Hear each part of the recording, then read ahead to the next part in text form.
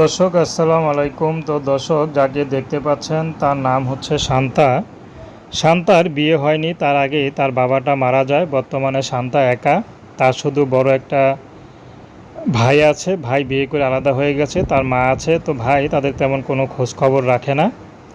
তো বর্তমানে শান্তার বিয়ের বয়স হয়েছে, বিয়ে শাদী করবে, এর জন্য ইউটিউবে এসেছেন। যদি ভালো একটা মানুষ পায়, সুখে দুঃখে যে মানুষটি তার পাশে থাকবে, তেমন একটা মানুষ পেলে শান্তা বিয়ে শাদী করতে রাজি আছে।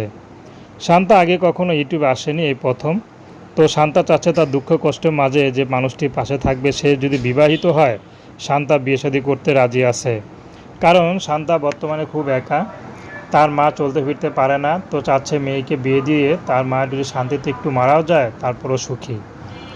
তো শান্তা বেশি পড়াশোনা করেনি, পড়াশোনা খুব ইচ্ছা ছিল, অভাবে সংসার। তো শান্তা চাচ্ছে বর্তমানে বিয়ে শাদী করে স্বামীর সংসার যেতে পারলেই হবে।